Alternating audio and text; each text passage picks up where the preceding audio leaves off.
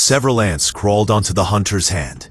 He didn't brush them off immediately, but chose to swallow them alive instead. This was because the hunters wanted to ambush the wild yaks ahead. If they exposed themselves, the herd might attack first. When they saw the yaks moving toward the edge of the cliff, the hunters knew their chance had come. They launched an attack at once, and the herd charged toward them. When the moment was right, the hunters stopped and hurled their spears at the yaks. The yaks at the front immediately turned back, unaware that a bottomless abyss lay ahead. By the time they tried to stop, it was already too late. As yak after yak fell, the Yak King finally realized what was happening.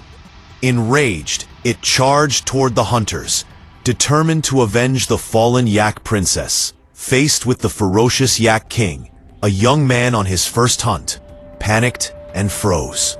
It wasn't until his father shouted loudly that he came to his senses. But by then, it was too late to run. Before the young man could steady himself, the Yak King charged again and lifted him onto its horns. The frantic father immediately threw his spear, striking near the Yak King. In pain, the beast rushed toward the cliff edge and violently flung the young man off. When the others arrived, they saw the young man hanging from the cliff. The father told him not to let go, but the rock he was gripping suddenly cracked. He fell onto a ledge below. The father wanted to jump down to save him, but his companions held him back, saying his son could no longer survive, and that as the leader of the tribe, he had to keep his composure and lead the people home. It turned out the father was the chief of a tribe. Because food was scarce, he had led his people out to hunt, and at the same time, to train his son. He never expected such a tragedy. After calming down, the father solemnly set up a stone marker for his son, then led the tribe back home. No one knew how long passed. Suddenly, a vulture swooped down to the young man.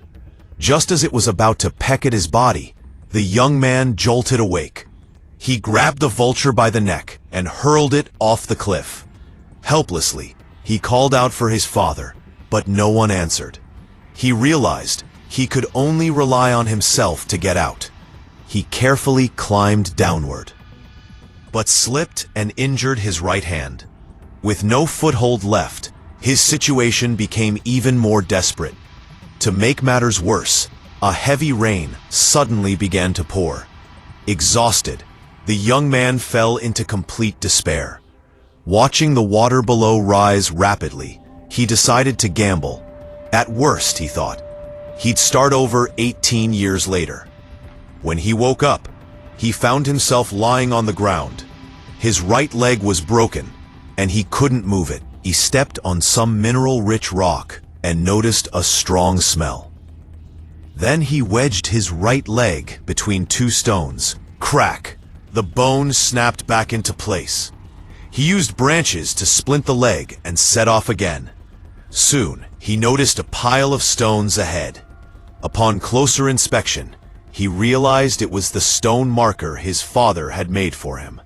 He angrily kicked the stones over, feeling bitter that his father had left him, yet still made such an elaborate marker. He couldn't accept it. Helpless, he rested in a tree for a while. The next day,